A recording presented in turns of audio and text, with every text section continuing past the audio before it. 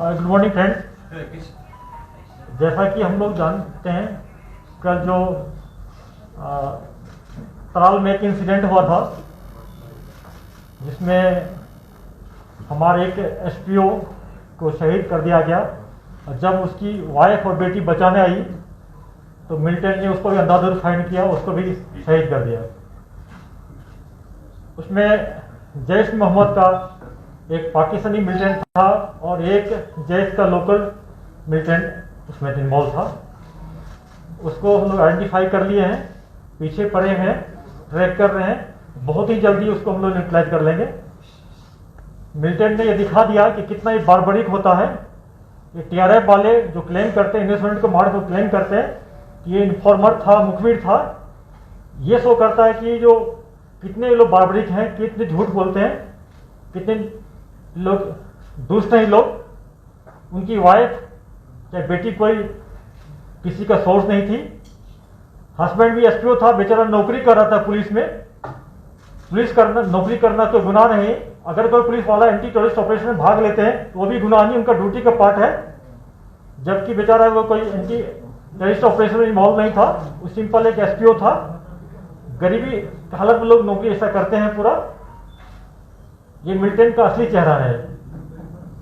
पिछले कुछ दिन में इनोसेंट को, सिविलियन हो या पुलिस वाला जो कहीं छुट्टी पर जाता है, अपने घर जाते हैं या मस्जिद के पास नमाज पढ़ने जाते हैं, उसको टारगेट कर रहे हैं लोग। एक सोसाइटी में, एक कश्मीर में एक फेयर साइकोसिस, एक ऐसा माहौल बनाना चाहते हैं कि इनको डर है आने वाले दिन में यहाँ काफी टूरिस्ट आएंगे, लोग आएंगे, यहाँ पर अमन चैन होगा, उसको देखना नहीं चाहते हैं। कुछ पॉजिटिव टॉक भी चल रहा है, उसको भी डिस्टर्ब करना चाहता है। इनका ये मेन मकसद है। यह नहीं चाहता कि यहाँ पर शांति हो, लोग यहाँ पर विकासशील हो, डेवलपमेंट हो, लोग दो पैसा कमाए। इसलिए ये सिविलियन को और इनोसेंट को टारगेट कर रहे हैं लोग। जहां तक कल का ऑपरेशन के बाद बात है, जैसा कि हम सब जानते हैं कि लावेपुरा इनकाउंटर के अटैक के बाद और खुशीपुरा अटैक के बाद, खुशीपुरा में हमारे आर्मी के 2 जवान शहीद हुए थे और लावेपुरा में मार्च में इसी साल सीआरपीएफ के 3 जवान शहीद हुए थे। हम लोग आइडेंटिफाई कर लिए उस मॉडल को। उसमें जो गाड़ी की बात, उसको पहले पकड़ लिए थे। 10 लोग को हम लोग अरेस्ट कर लिए थे। उसमें नाम आया था, अबरार का नाम आया था, जो नारगोल का है, नदीम अबरार पूरा नाम है।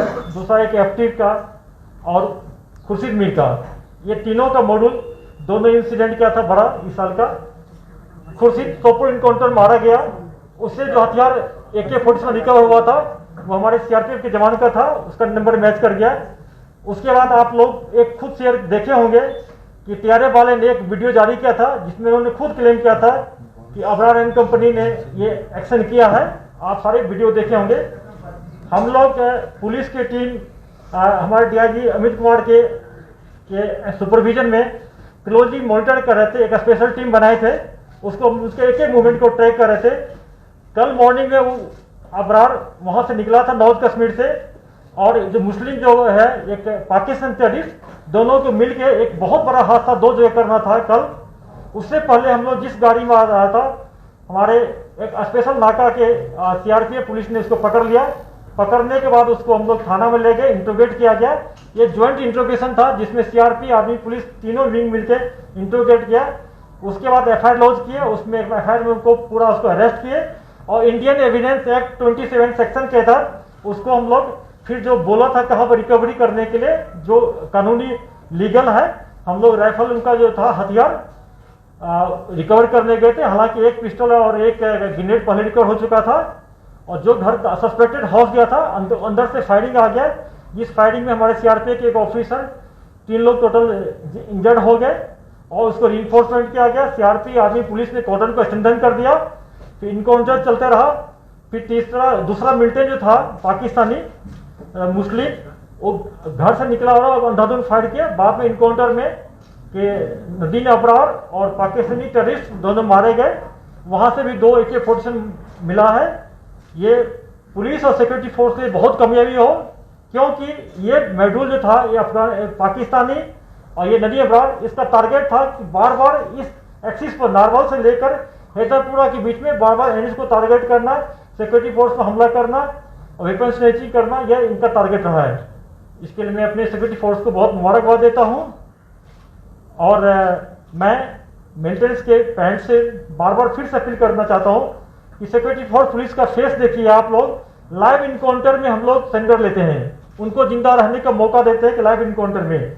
लेकिन अगर कोई टेररिस्ट इस ढंग से इनोसेंट सिविलियन को किलिंग में इन्वॉल्व होगा, सिक्योरिटी फोर्स पुलिस पर अटैक करेगा, उसको हम लोग नहीं छोड़ेंगे। पूरा इंफॉर्मेशन जनरेट करके उसको न्यूट्रलाइज करते रहेंगे। अगर कोई क्वेश्चन है तो सर, श्रीनगर में जो मॉड्यूल एक्टिवेटेड है, खासकर जो सिविल लाइंस एरिया जो मोरलेस मिलिटेंसी फ्री था काफी सालों से, वहां 2-4 अटैक को एक बागात में हुआ, फिर सीआईडी इंस्पेक्टर को। तो श्रीनगर में क्या रेजिडेंट मॉड्यूल मौजूद हैं लश्कर को, जो रेजिस्टेंस फ्रंट खासकर जो जिम्मेदारी ले रही है? आपको लगता है वो चैलेंज है उसको भी? जैसा कि हम सब जानते हैं कि सितंबर फर्स्ट वीक में हम लोग ने ये अनाउंस किया था कि श्रीनगर टेररिस्ट फ्री जोन हो गया, सही भी हो गया था। उसके बाद सितंबर सेकेंड वीक में एलईटी का एक साकिब जो है बरजला का एक्टिव हो गया। उसके बाद खुटबनी रेडमनी से जब आर्मी का पुलिस का वहां पर बहुत सिक्योरिटी फोर्स का प्रेशर पड़ा तो खुटबनी रेडमनी से शिफ्ट होकर अब्बास से श्रीनगर में शेल्टर लिया है। पाकिस्तान के इशारे पर, आईएसआई के इशारे पर यहाँ पर लोकल लड़कों को कुछ 5-6 को एक्टिव किया है, जो अपने को टीआरएफ कहते हैं, बल्कि एलईटी के ये टेररिस्ट हैं। उसमें एक मार चुका है क्या उबैद, बाकी जो है उसके पीछे हम लोग लगे हुए हैं और बहुत जल्दी उसको या तो अरेस्ट कर लेंगे या इनकाउंटर उसको न्यूट्रलाइज करेंगे। जहां तक कि इंस्पेक्टर साहब की बात बोले तो देखिए, पुलिस वाले डेली छुट्टी पर हो या ऑफ टाइम में ऑफिस के बाद घर जाते हैं, उनको जाना पड़ेगा। हर एक लोग को हम लोग सिक्योरिटी फोर्स की तरह हम लोग कैंप में नहीं रह सकते हैं। ये लोकल है, डेली घर जाएंगे आएंगे, फैमिली के साथ रहना पड़ता है इनको। ये सॉफ्ट टारगेट है। अगर ये मिलिटेंट इस टाइप से हमारे सॉफ्ट टारगेट पर अटैक करेंगे, हम लोग भी दूसरा, हम लोग को भी आता है कि क्या क्या कैसे काम करना चाहिए। मुझे भी इसको पता है, 24 साल का बेस्ट एक्सपीरियंस हम लोग का भी, कि कैसे इसको हम लोग भी काउंटर कर सकते हैं। मैं इनको ये एडवाइस करता हूँ इस टाइप की वारदात में नहीं फंसे। बेचारा इंस्पेक्टर क्या करने गया था, ऑफिस ऑफ करने के बाद मॉस्क में नमाज पढ़ने गए। आप लोग वीडियो सारे देखे होंगे, मस्जिद के आगे 2 टेररिस्ट आके पिस्टल से अंधाधुन पीछे से फायर कर रहा है। वो किसका क्या बिगाड़ा था? वो तो कोई एसओजी में नहीं था, किसी एंटी टेररिस्ट स्क्वाड में नहीं था। पूरा गांव सोसाइटी में उनका कितना अच्छा इम्पैक्ट था। सिर्फ एक न्यूज बनाने के लिए, फेयर साइकोसिस पैदा करने के लिए इनोसेंट आदमी को ये लोग और जो सॉफ्ट टारगेट उनको टारगेट कर रहे हैं। घबराने की बात नहीं है। जो श्रीनगर में जो मॉड्यूल है, इनके पास पिस्टल है, कुछ उसमें स्लीपर सेल भी है, जिसको हम लोग पार्ट टाइम टेररिस्ट बोलते हैं या हैबिट टेररिस्ट बोलते हैं। ये पार्ट टाइम है, एक इंसिडेंट करने के बाद फिर अपना नॉर्मल काम करने शुरू कर देते हैं। जो फुल टाइम टेररिस्ट है उसको हम लोग पूरा ट्रैक करते हैं। जो पार्ट टाइम टेररिस्ट है, जिसको हैबिट टेररिस्ट को कहते हैं हम लोग, उसमें थोड़ा दिक्कत आती है हम लोग को, लेकिन हम लोग पूरा इसको सर्वेलेंस रखें, बहुत जल्दी इसको भी न्यूट्रलाइज कर लेंगे। ड्रोन थ्रेट जो है, आपने मीटिंग भी ली है उसको लेके, कितना प्रेजेंट और कितना क्लियर थ्रेट है, और क्या आपकी एडवाइस थी कैसे आप उसको टैकल करने का सोचें? देखिए, इस सिलसिला में परसों हम लोग जाके एक जिसमें army, CRP, air force, BSF, NSG के हर एक लोग के साथ मीटिंग लिए, पूरा तैयारी कर लिए। थ्रेट बहुत सीरियस थ्रेट है, ये टेक्नोलॉजिकल थ्रेट है, इसको टेक्नोलॉजी के थ्रू भी हम लोग रिस्पॉन्स करेंगे। और उसमें हम लोग काफ़ी डिप्लॉयमेंट कर लिए, क्योंकि ये स्ट्रेटेजिक इंपॉर्टेंस है, हम लोग शेयर नहीं कर सकते हैं पूरा डिटेल में।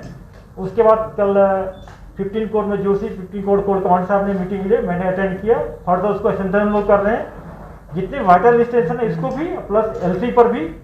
उसके अलावा आज देखे होंगे, जैसा एक जल के एरिया में एक ड्रोन फ्लाई कर रहा था, उसको पुलिस ने जब्त कर लिया, एफआईआर लॉन्च किया, उसमें कार्रवाई कर रहे हैं हम लोग।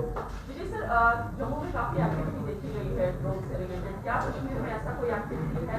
The other part is there any breakthrough as far as Habba Kadal killing is concern, and we have seen that Tral, Avantipoora has evacuated abruptly for the last 2 months. आप बिल्कुल सही बोलते हैं।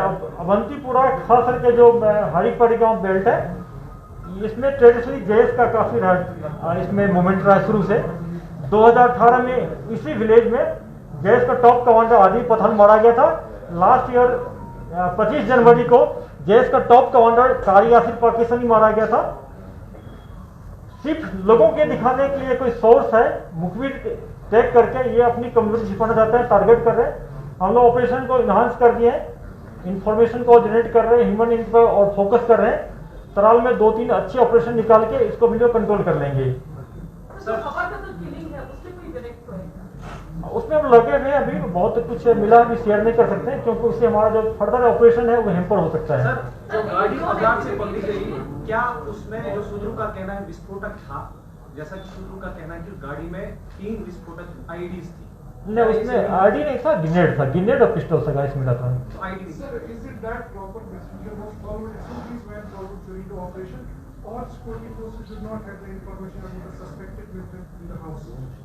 Because of injuries and death of the detained militants.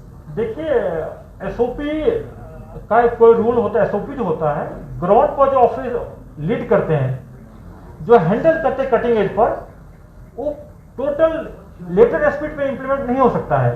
अगर हम search करने जा रहे हैं, हम मानते हैं कि इसमें मिलिटेंट अलमारी होगा, पलंग के नीचे होगा, रूफटॉप होगा, हो सकता है कि दरवाजे पे छिपा हो।